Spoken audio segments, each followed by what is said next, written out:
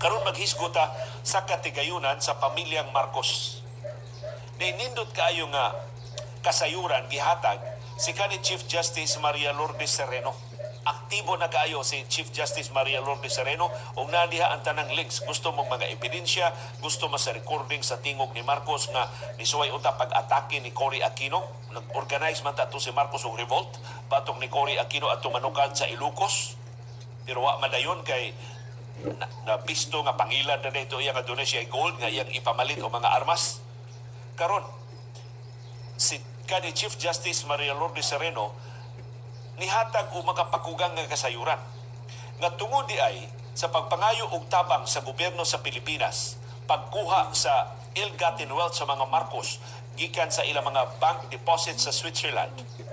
Ang gobyerno sa Switzerland nihimo ining mga ill-gotten wealth ni Marcos, pag-recover sa ill-gotten wealth ni Marcos, pagtabang sa gobyerno sa Pilipinas, makuha ning kinawat niyang mga katigayunan niyang gitaguan sa mga bangko sa Switzerland, isip template pagtabang sa uban pang kanasuran nga gustong mukuha sa katigayunan sa ilasang mga diktador.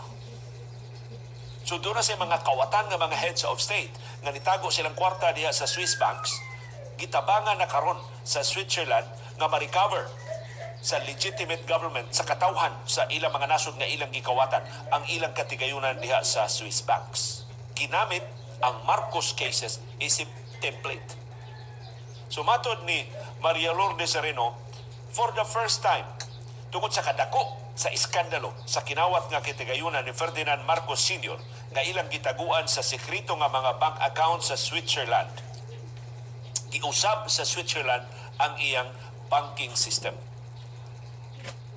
Human tabangi sa Swiss government o sa Swiss Federal Supreme Court ang Pilipinas sa pag-uli sa kinawat nga kwarta sa pamilyang Marcos sa 5 ka secret bank accounts na desisyonan sa Swiss government nga tabangan sab nila ang ubang kanasuran aron makuha sab ang kinawat nga katigayunan sa kurakot nga mga diktador aron mauli ngadto sa ilang katawhan.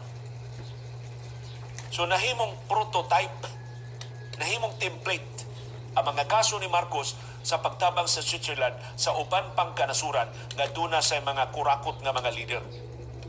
Medyo makauwaw nato sa Pilipinas pero kanindot man kung na-triggered ang Switzerland pag-usab sa ilang banking system tungod sa kalampingasan, tungod sa kalapad sa pangawat sa mga Marcos. 5 pa lang ka Swiss bank accounts sa nakitaan, doon na panay daghan na padayon pang gipangita sa pagkakaroon. Unsa mang mga nasura ang nakabenepisyo ining pag-usab sa Swiss government sa ilang banking system. Ginamit ang Marcos ill-gotten wealth isip template. Nabalik ang katigayunan sa musunod nga mga kurakot nga mga leader. Montesinos sa Peru, Mobuto sa Zaire, Dos Santos sa Angola, Abacha sa Nigeria. Ang Kazakhstan nakapahimos ini. Salinas sa Mexico, ang kanhi presidente sa Mexico si Salinas. Si Duvalier sa Haiti, kanhi diktador sa Haiti si Duvalier. Si Ben Ali sa Tunisia ug si Hosni Mubarak sa Ehipto. So kadtong pagka-recover sa kinawat nga katigayunan ni Hosni Mubarak na balik na to sa katawhan sa Egypt tungod to sa template sa Marcos ill-gotten wealth na giusab sa Switzerland ang iyang banking system. So daghang salamat ni kanhi Chief Justice Maria Lourdes Sereno niyang padayon niya nga pagtuon.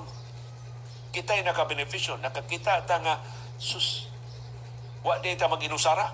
Has ka daghana man ding diktador nga nitago silang kwarta sa Swiss banks, pero tungod sa kaso ni Marcos, ang Swiss government niusab sa ilang banking system o karon na uli na ang kwarta atong mga diktador sa ilang katawhan.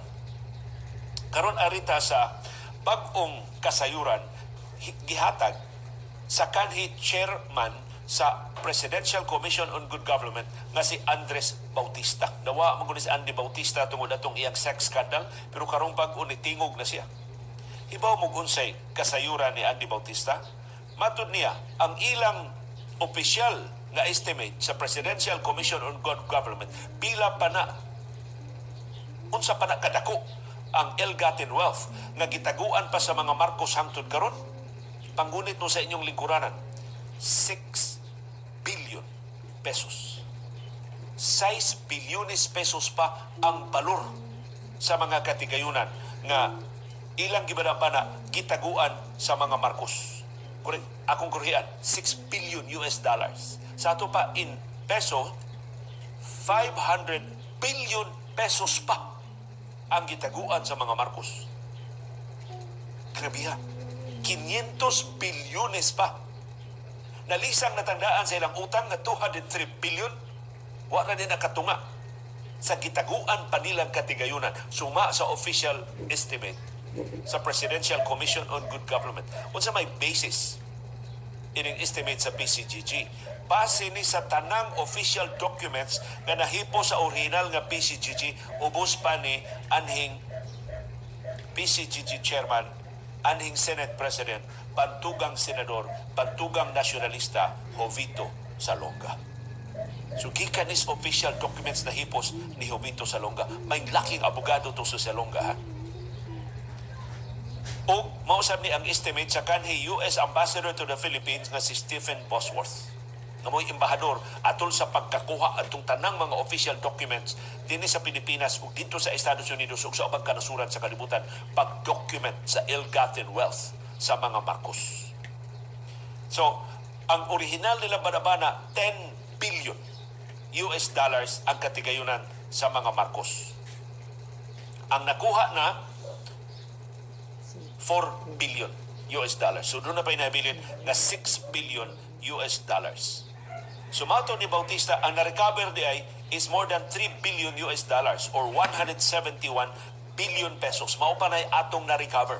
Gamay pa kaingabahin sa kinatibuk-an nga ill-gotten wealth sa mga Marcos. Sukad natukod ang PCGG in 1986. So niingon si Bautista, 6 billion US dollars pa ang kinahanglang kuhaon gikan sa mga Marcos. Pero kining estimate sa PCGG, conservative kini nga estimate. Matod ni Bautista, ilas ang gitun-an sa siya pa'y chairman sa PCGG panahon ni anhing Presidente Noynoy Aquino, ang banabana nilang Dr. Jesus Estanislao ug ni Dr. Bernie Villegas, kini mga batugan ni mga ekonomista, maayo ni research sa mga banking documents. Ang ilang banabana, 30 billion US dollars ang ill-gotten wealth sa mga Marcos. Grabe ha, 30 bilyones dolyares ang illegal nga katigayunan sa mga Marcos nga wa pa ma-recover hangtod ning higayuna. Kung imo ni i-convert og peso, sigon ni Chairman Bautista, 1.5 trillion pesos. 1.5 trilyones pesos ang illegal nga katigayunan sa mga Marcos nga wa pa ikita hangtod ning higayuna. Si Estanislao kanhi Finance Secretary ug Socio-Economic Planning Secretary ubos sa administrasyon ni Cory Aquino. Samtang si Villegas usa sa mga economic advisors ni kanhi Presidente Fidel Ramos. Og ni ay wa mahibaw sa kasagaran nato. Matod ni Andres Bautista sa siya pa'y chairman sa PCGG, gusto makig-meeting niya silang Imelda Marcos, Ferdinand Marcos Jr., Aimee Marcos ug Irene Marcos Araneta, ang mga sumusunod ni Marcos. Matod ni Bautista, ang imbitasyon sa mga Marcos, exploratory meeting sa potential settlement sa ilang katigayunan. Gusto ang mga Marcos makig-ariglo sa ilang katigayunan. Nitanyag sila, iuli ang gabahin sa ilang katigayunan o tablaho na ang tanang kaso. Bakwio na ang tanang kaso, batok nila. So niingon si Bautista, may laking abogado man sa si Bautista, na chairman is Commission on Election si Bautista, ha? Ingon siya, bakit ka makikipag-meeting tungkol sa potential settlement kung hindi mo naman iniisip na may gusto kang ibalik para matapos na ang mga kaso? So ingon si Bautista, klaro kaayo nga doon na pagitinaguang katigayunan ang mga Marcos, kaya nga no makig-ariglo man sila sa PCGG. So giwarningan si Bautista, makigtagbo gani kas mga Marcos, bantay lang ka. Labayon juga glapong pasangin lang yung bisag unsa. So wise man si Bautista, ni propose siya og framework. So giingnan niya mga Marcos, di pa ta mag-meeting, magsabot ta. Unsay parameters sa atong sabot-sabot. Una, ang bisan unsa natong kasabutan, kinahanglang pagtugot sa tibuok Presidential Commission on Good Government. Dili lang ako, ang tibuok PCGG, ang tanan ako mga komisyano kinahanglang mutugot. O kinahanglang pagtugot ni anhing Presidente Noynoy Aquino. Kay si Noynoy Aquino ay presidente ni atong higayuna. So, nisugyot si Bautista og formula unsaon sa pag hapsay ang ilang sabot-sabot. Sabi ko, ito ang gawin natin. Mauni ang atong himuon. Isipin natin as of 1986, kung sabihin yung 10 billion US dollars, tapos magkano ang nabalik na yaman at that point in time, I think we were about 3-point-something billion dollars. Ibawas nyo yun, anyo na magkakaroon ng negotiation. So kantong amo nakuha nga 3 billion, kuhaon to nato sa 10 billion, arita mo concentrate sa 6 billion pesos nga napilin pa ninyo nga katigayunan. So mo na iyang terms sa mga Marcos, hindi pa sila magsugod sa sabot-sabot. Mato ni Bautista, I never heard from the Marcoses after. Wa na mo pakita, wa na mo kontak ang mga Marcos niya, wa na mo hatag og dugang detalye kung makigsabot-sabot pa ba sa pagbalik sa ilang katigayunan. So,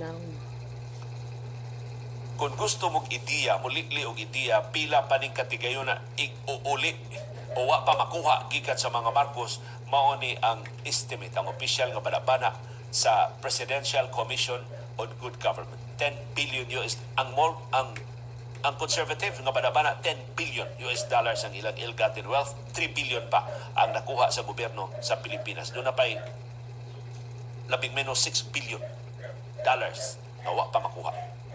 Mao na conservative estimate sa PCGG. Ubos pa sa administrasyon sa original nga chairman nga si Jovito Salonga. Pero mas grabe ang estimate nilang Jesus Stanislao, ang kanhi finance secretary, o ni Bernie Villegas, ang advisor ni Ramos. 1.5 trillion pesos. 1.5 trilyones pesos or 30 billion US dollars ang kinatibuk ang katigayunan sa mga Marcos nga wa pa makuha sa gobyerno sa Pilipinas.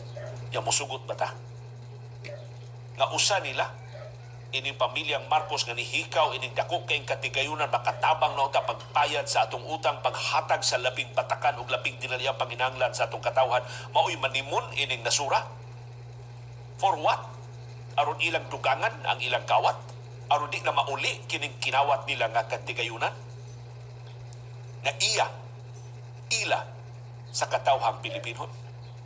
Hinaot, ato ning hinuktukan, ato ning pamaladungan sa atong pag-adto sa atong mga presinto karong Mayo 9 pohon. Nakasalamat yung padayon nga pagpakabana o pagkipisog pagtugkad sa mga implikasyon sa labing mahinungdanon nga mga paghitabo sa atong palibot. Aron kitang tanan, makaangkon sa kahigayunan pag-umol sa labing gawas nun, labing makiangayon o labing ligon nga baruganan. Maugad to ang among baruganan. Unsay imong baruganan. Nagkasalamat sa imong pakiguban.